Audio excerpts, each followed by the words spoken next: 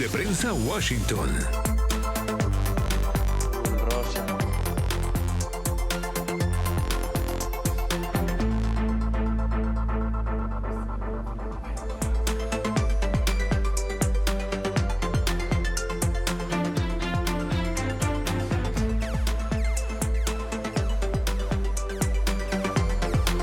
¿Cómo están? Muy buenas tardes y bienvenidos a Club de Prensa desde el Centro Internacional de Prensa en Washington, D.C. Les saluda José María del Pino y comenzamos de inmediato con la noticia que marca esta jornada. Y es que esta mañana, a partir de las 10 de la mañana con un minuto, la Casa Blanca confirmó la conversación telefónica entre el presidente de los Estados Unidos, Donald Trump, y el presidente de Rusia, Vladimir Putin, también dictador para otras naciones alrededor del mundo. Según un comunicado que ha trascendido desde la Secretaría de Prensa de la Casa Blanca, la conversación se manifestó de manera cordial entre ambas partes y se trazaron líneas en distintos temas. El primero, un alto al fuego parcial que estaría sobre las distintas industrias energéticas que hay tanto en Ucrania como en Rusia, a propósito de las represalias que ha tenido Rusia sobre infraestructura crítica, Ucrania, sobre infraestructura crítica de Rusia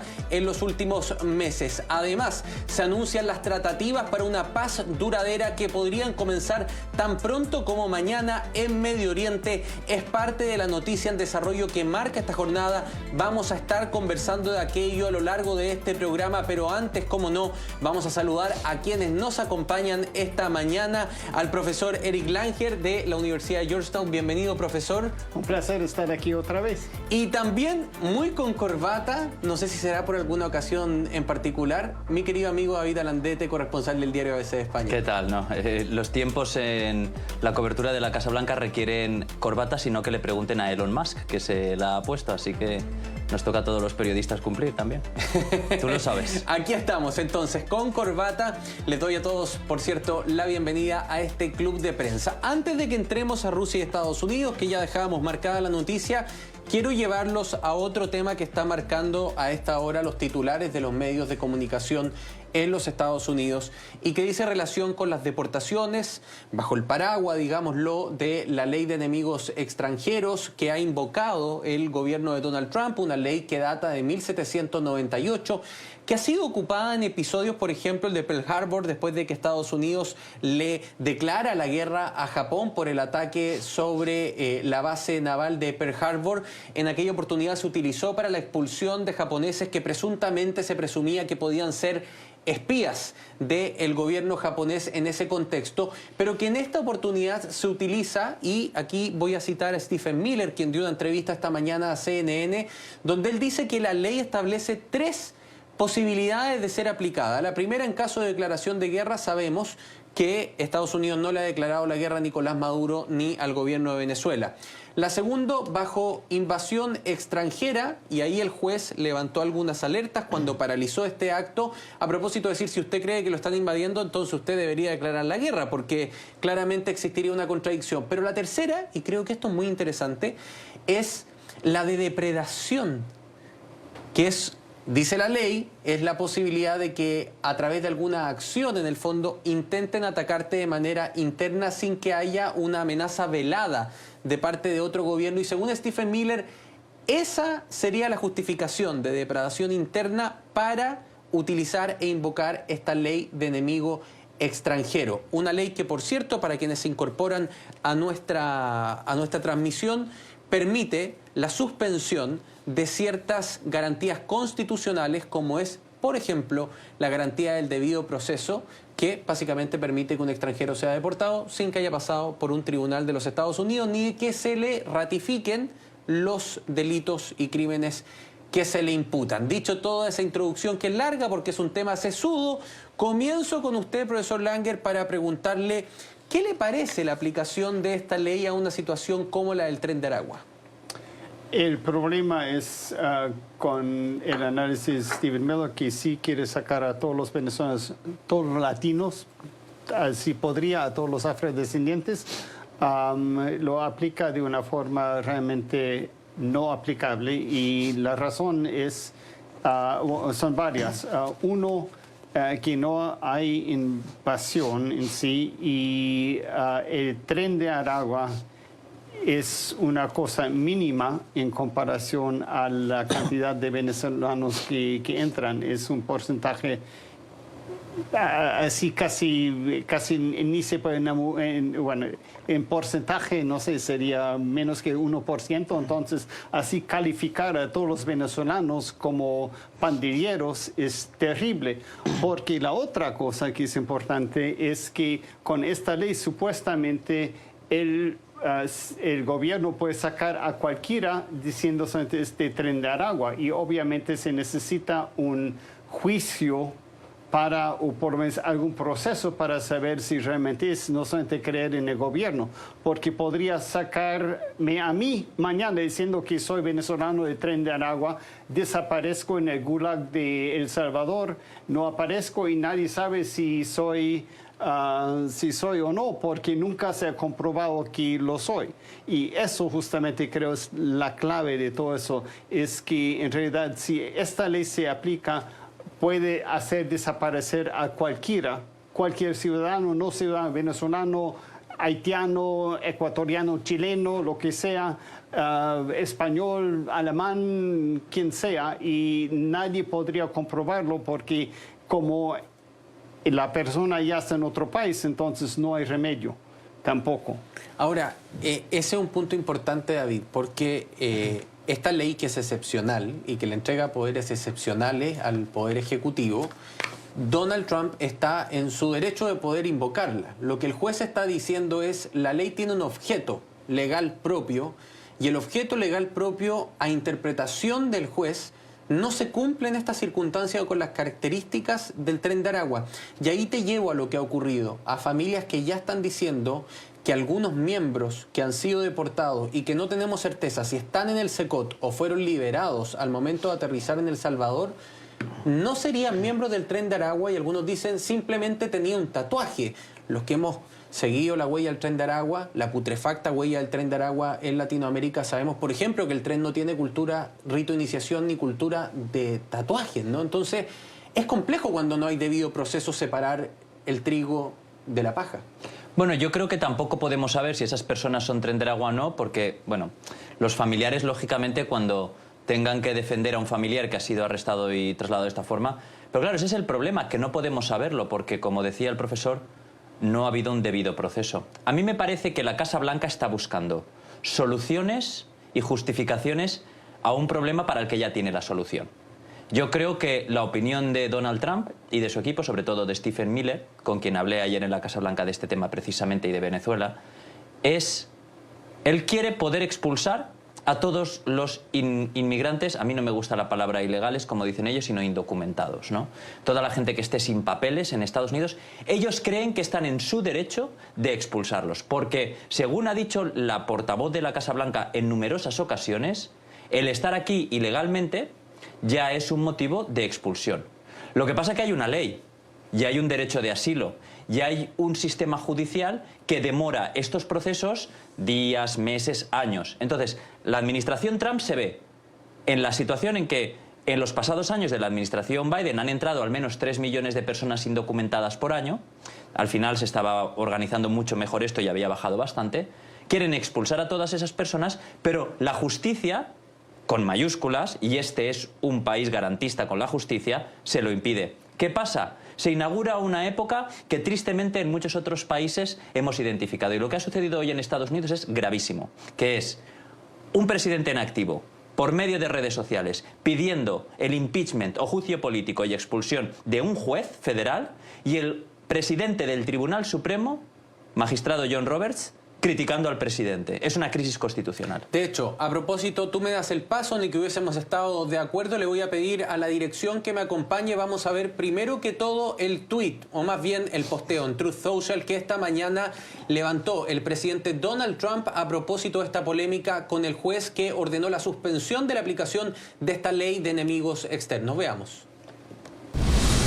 Este juez lunático de izquierda radical, un alborotador y agitador que tristemente fue nombrado por Barack Obama, no fue elegido presidente, no ganó el voto popular por mucho, no ganó los 7 estados pendulares, no ganó 2.750 contra 525 condados, no ganó nada. Yo gané por muchas razones, en un mandato abrumador, pero luchando contra la migración ilegal. Puede haber sido la razón número 1 de esta victoria histórica. Solo estoy haciendo lo que los votantes querían que hiciera.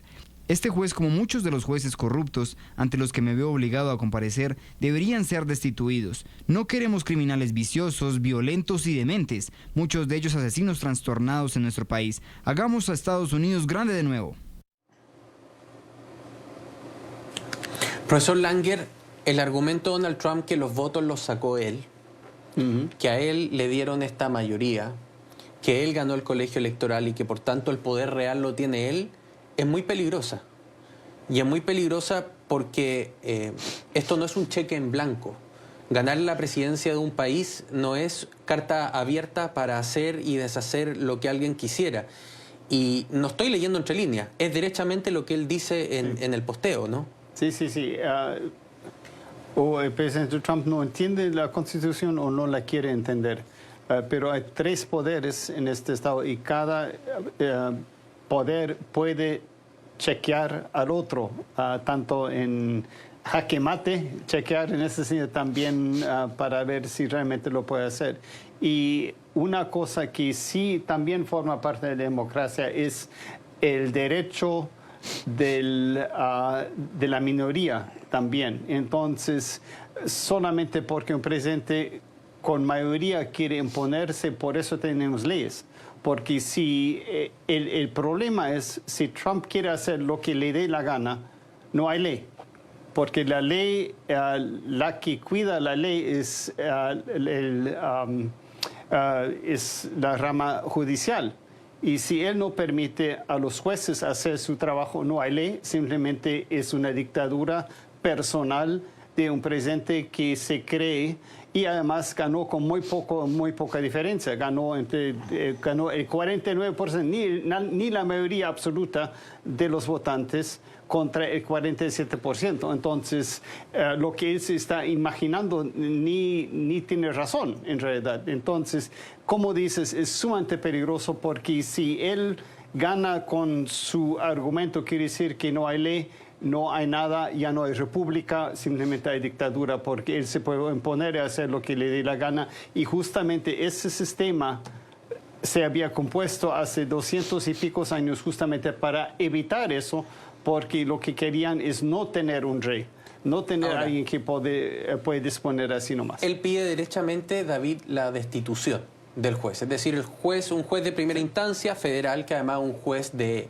vasta trayectoria, que ha estado en casos emblemáticos dentro de la justicia de los Estados Unidos, dice, él no falla de acuerdo a lo que yo creo, argumenta y dice, porque ideológicamente tiene otra agenda que es contraria a mi gobierno, por tanto yo pido que lo destituyan o que no siga. De hecho, ocupa impeachment, que es en el fondo un juicio político, ¿no? Lo que estamos viendo en Estados Unidos, desgraciadamente, es algo que hemos visto en muchos países. Brasil, España, México. El poder político en sistemas garantistas con la separación de poderes. España, tristemente, menos, porque no existe tal separación. Pero cuando a un político le molesta otro de los poderes, sobre todo el judicial, se invoca el término lawfare. Me están haciendo lawfare, están utilizando la justicia para atacarme. A estos jueces no los ha votado nadie. Acá dicen weaponizing, exacto, ocupándola sí, como arma. En España se dice lawfare y bueno, en Brasil también, ¿no? Que es un ejemplo muy claro de todas las campañas que se han montado, por cierto, con concurrencia de Elon Musk, ¿no? Entonces estamos en un presidente que ha tomado el control del legislativo, no existe, y está yendo a por el judicial. Para su desgracia, existen todavía en la Corte Suprema algunos elementos de resistencia, no solo la bancada más llamada progresista, sino el magistrado jefe John Roberts, nombrado por George Bush hijo, y algunos de los que él ha nombrado, porque Amy Coney Barrett y otros integrantes del Supremo, incluso Brett Kavanaugh, no están tan en la parte trumpista, que llamativamente son jueces que no nombró él. Son el juez Clarence Thomas y el juez Samuel Alito. Solo republicanos, digámoslo, que vienen de la tradición republicana. Y esto a mí me lleva también a una pregunta importante. Y yo invitaría a los espectadores a que reflexionen, sobre todo aquellos venezolanos, colombianos, que durante tanto tiempo pensaron que con el segundo advenimiento de Trump vendría una época de libertad, de contención de las dictaduras y demás. Lo que estamos viendo es una copia bastante fiel de lo que, por ejemplo, Hugo Chávez comenzó a hacer en Venezuela.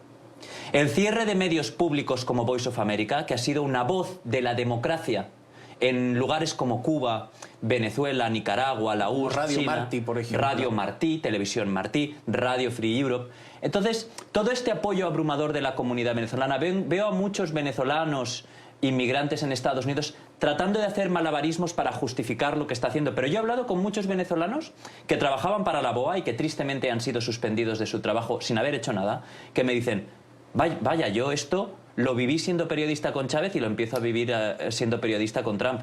Y me parece escalofriante, ¿no? Entonces yo creo que o la administración Trump enmienda el rumbo rápido y hay alguien que pueda empezar a mantener un mayor respeto hacia el legislativo y sobre todo el judicial. Pero ¿qué pasa? Esto se intentó hacer en su primer mandato.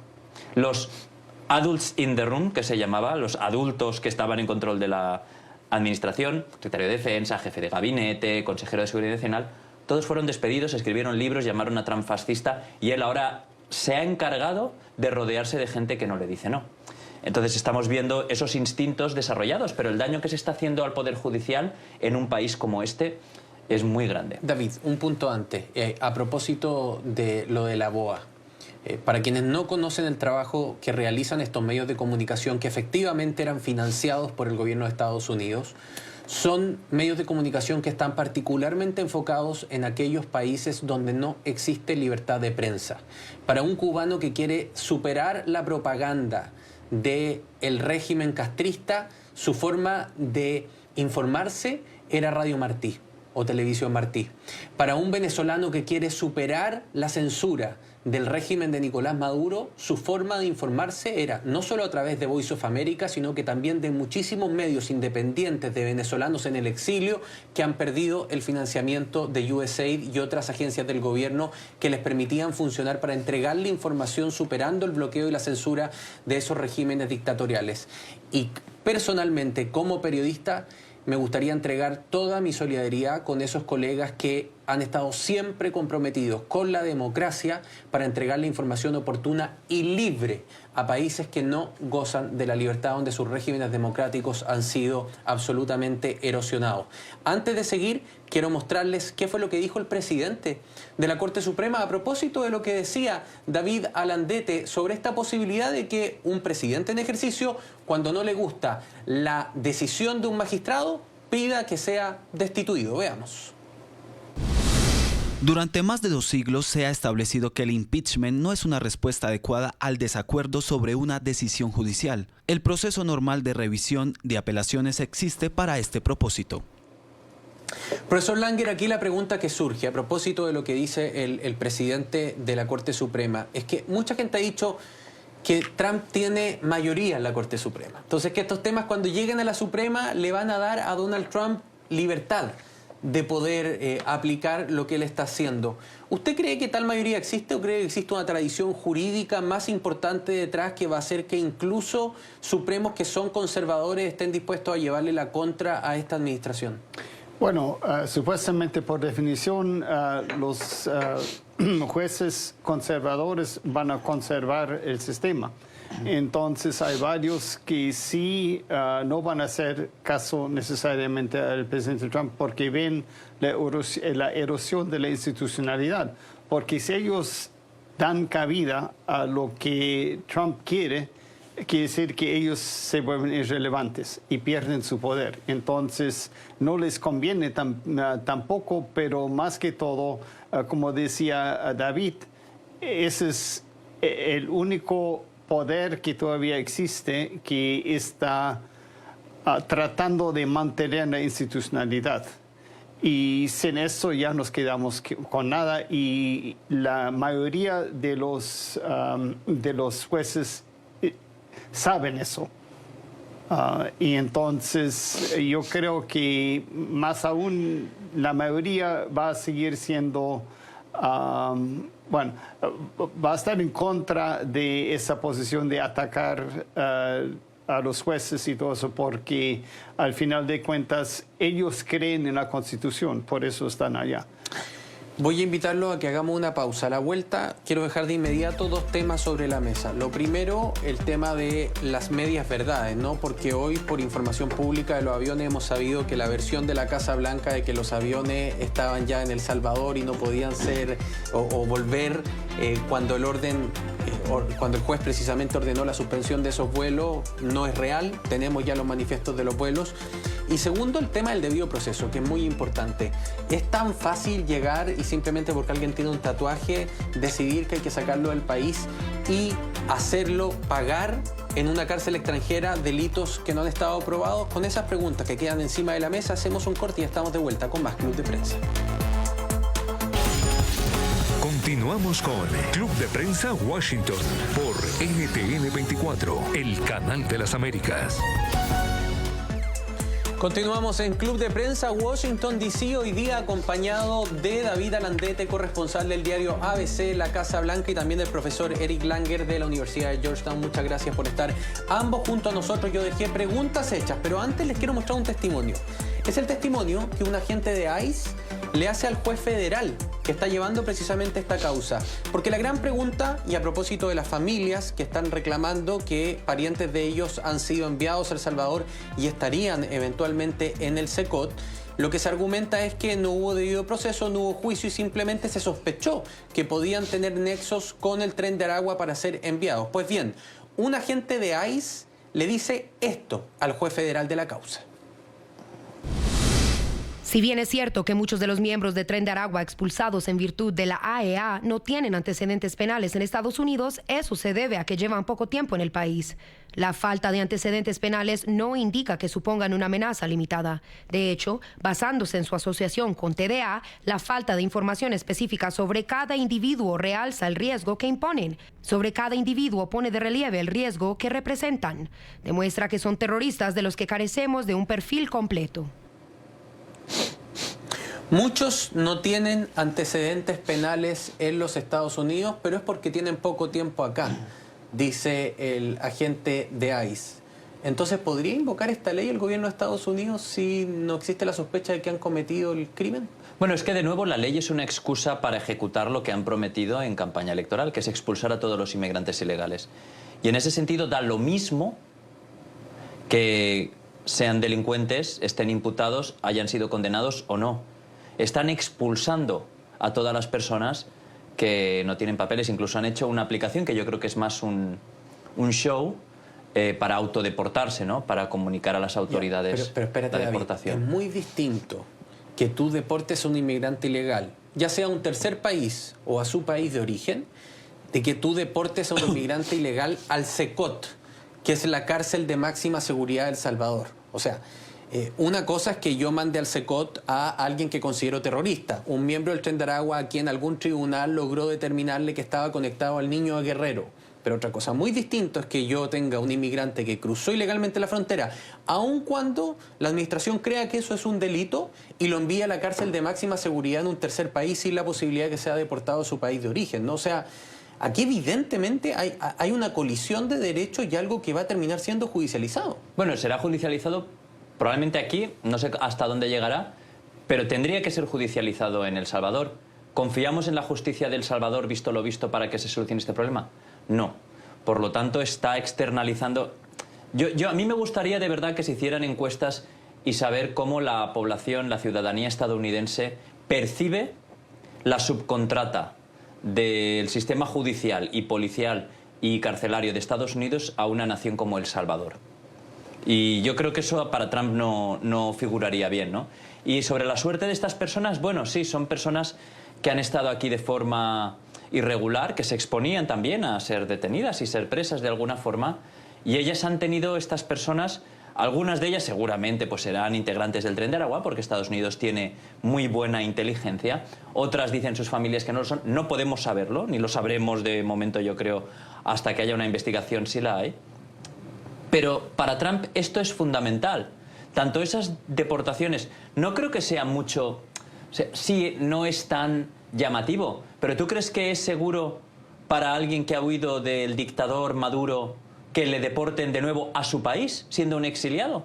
¿Que probablemente te has fugado de Venezuela perseguido políticamente? No, te doy una peor. ¿Y será justo que lo deporten a El Salvador a entrar en una cárcel donde hay 16.000 miembros de las gangas salvadoreñas viviendo y durmiendo en tu misma habitación? Ese es el gran problema, ¿no? Y vuelvo a lo que decía antes, ha habido muchos venezolanos que han apoyado al presidente Trump en su intento de regresar a la Casa Blanca, y lo que estoy viendo yo en este momento suena a una mala apuesta, porque cualquiera ahora es vulnerable, ¿no? Sí, sí. Y no solamente venezolanos. Y yo más bien estoy de desacuerdo contigo. Lo que Steve Miller quiere hacer es sacar a los que están aquí legalmente también. Quiere acabar con el TPS, quiere acabar con el asilo político y no quiere que deje entrar a ninguno de esos que no sean los blancos europeos protestantes.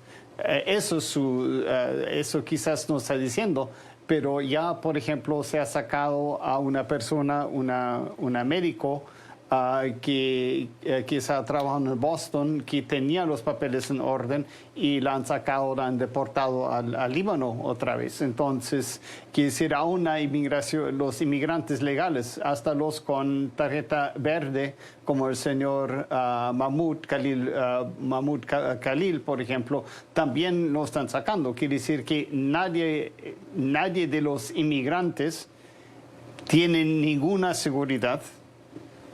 No importa si tienes visa o no, si tienes tarjeta verde.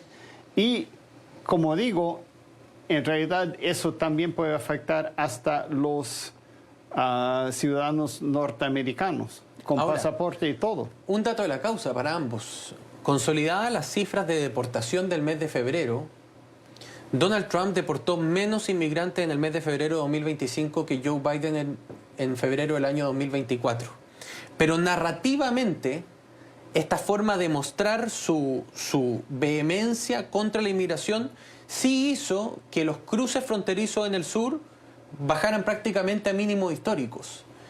Pero en las acciones, el número de inmigrantes efectivos deportados son menos en esta administración que en la anterior. Lo que pasa es que hay video y se hace de manera más espectacular. Es casi como una suerte de herramienta retórica, más que desde la perspectiva efectiva de cuántos son realmente los migrantes. O sea, Donald Trump está muy lejos de llegar a esa promesa de que en algún momento dijo de los 10 millones de inmigrantes irregulares deportados, David.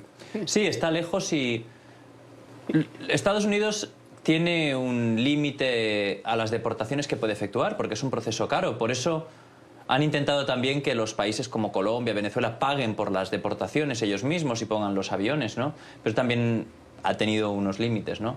Y claro, una cosa es la retórica y los ejemplos que tú marcas para reducir los números de cruces, que es lo que está consiguiendo, y otra cosa es la realidad. Y de hecho, me consta que han estado muy nerviosos porque Trump les ponía mínimos diarios de deportaciones, pero no los pueden superar. El campo de detenidos en Guantánamo que tenían en alta mar hasta que pudieran ha sido desmantelado porque les resultaba muy caro mantener a estas personas en alta mar en Guantánamo. Cada uno de los vuelos que se tiene que fletar de Estados Unidos para ir a un país como Guatemala, Honduras, es caro para deportar a estas personas también, ¿no? De ahí también que se pase a esto de le damos 6 millones de dólares a Bukele y que se haga cargo en el CECOT, ¿no? A saber cuánto dura eso también, ¿no? El problema es que, como decía antes, Bukele no es una persona que esté acostumbrada a rendir cuentas y está en una vertiente bastante autoritaria, ¿no? David, te tengo que poner pausa. Usted también, profesor. Vamos a hacer un alto, nos separamos un minuto y a la vuelta el diálogo entre Donald Trump y Vladimir Putin. Pausa y volvemos. Continuamos con Club de Prensa Washington por NTN 24, el canal de las Américas. Seguimos haciendo este club de prensa desde el Centro Internacional de Noticias aquí en Washington, D.C. Si nosotros pudiéramos contarle lo que se habla en los comerciales, sería mucho más entretenido este programa, creo yo. Pero bueno, estamos de nuevo al aire para comentar. Yo dejé esto sobre la mesa. Conversó Vladimir Putin con Donald Trump. Leí hoy día en la mañana en un tuit, se los voy a compartir, que esto era como una conferencia de Yalta 2.0. Que la Unión Soviética, en este caso Rusia ahora, y Estados Unidos estaban conversando cómo se reparte en Ucrania. ¿Es tan así, profesor Langer? Quisieran que sea así. Si realmente es así, no sabemos porque hay un factor que ni Trump ni Putin están tomando en cuenta con esta visión, y eso es que sí hay una Europa unida, que también es un factor muy importante, y para Europa obviamente Ucrania es mucho más inmediato, y evidentemente se ha mostrado que no se habían cuidado bien cuando Estados Unidos salió, digamos, de la alianza contra Rusia, y entonces no tiene poder militar, por ejemplo, que deberían tener, pero económicamente sí, y sin Europa creo que no hay solución, y evidentemente Zelensky también se puede apoyar en Europa tanto como posible. El problema es lo inmediato, y si Estados Unidos deja de proveer ciertos productos bélicos más que todo, entonces es muy difícil para Ucrania defenderse contra el asalto ruso. Pero vamos a ver, porque al final de cuentas Putin sabe mucho, Trump sabe muy poco, y lo que a mí me parece que para Trump no tiene, bueno, tiene bronca contra Zelensky, contra Ucrania, y eso es obvio, pero lo que él quiere hacer es mostrar una victoria, y no importa Ucrania en eso, lo que importa es mostrar una victoria. Y eso es uno de los problemas. Algunos obviamente dicen que es agente ruso y todo eso puede ser, pero en realidad para él políticamente ahora, que no es muy popular, que la economía se va abajo y todo eso, él quiere mostrar alguna victoria y lo más pronto posible. Él pensaba que con toda la palanca que tenía con Ucrania, que eso podía ser muy fácilmente. David, tierras raras para Estados Unidos. Rusia ganando y anexándose formalmente ya territorios como el Donbass y Crimea, que es lo que se está hablando. No se sabe qué va a pasar con la media luna al medio, por ejemplo, con Mariupol. Kursk, donde Rusia, que es muy pequeñito, Rusia y Ucrania ahí todos los días mueven los límites porque están en combate. Pero lo cierto, y te lo pregunto a ti porque eres español, cada metro que formalmente Rusia logre anexar a propósito de este acuerdo de paz acerca a Rusia a Europa, y Europa considera al régimen de Vladimir Putin un enemigo. ¿Qué concesiones puede hacer realmente Trump sin que eso lo enemiste o le genere un conflicto con Europa y con Ucrania? Pero cualquier cosa que ahora diga la Unión Europea está deslegitimada desde el principio, en mi opinión, porque ya en 2014 tanto la Unión Europea como Barack Obama le permitieron a Putin anexionarse la península de Crimea y partes. O sea, ¿por qué entonces sí y ahora no? Ahora él pide reconocerlo. Eso es lo que pide Putin ahora. No, pero ya se le permitió hacerlo y nadie hizo nada. Ah, bueno, se va a contentar con eso. Crimea es rusa, bueno, el alma rusa, etcétera, etcétera. Entonces ahora que le van a dar Kursk, bueno, ¿va a controlar la central de Zaporilla? Es fait accompli, ¿no? Gracias a que Trump está en la Casa Blanca. Putin es el único que gana en esto, porque desde luego Zelensky no gana nada, pierde. Trump quería salir hoy, después de esta conversación de casi 3 horas, y proclamar que había conseguido el gran negociador. No lo ha conseguido. Putin no ha aceptado un alto el fuego que Trump exigía. Putin ha aceptado dejar de golpear las infraestructuras energéticas. Las infraestructuras civiles y las centrales energéticas, y comenzar a hablar de ataques aéreos y desde alta mar. Pero eso no es lo que Trump buscaba. Trump ha fracasado hoy en ese intento. Y Putin consigue que se mantenga la batalla. Estamos empezando a ver qué es lo que ha sucedido en realidad, ¿no? Que Trump presionó, se impuso y maltrató a los ucranianos, que son la parte débil, mientras Putin hacía lo que le daba la gana. Básicamente es eso.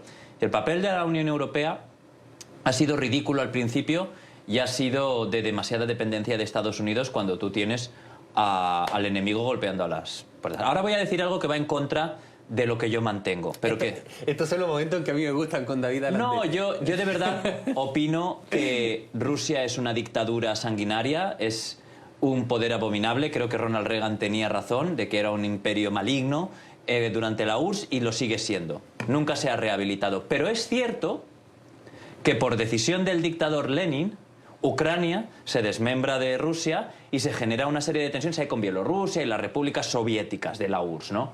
Y que hay muchas partes de Ucrania en las que se habla ruso y que Putin tiene, desde su punto de vista, la legitimidad rusa de querer anexionarse. Crimea es un ejemplo. Tú no podías permitir una base de la OTAN en el puerto principal de Rusia en esa zona, ¿no?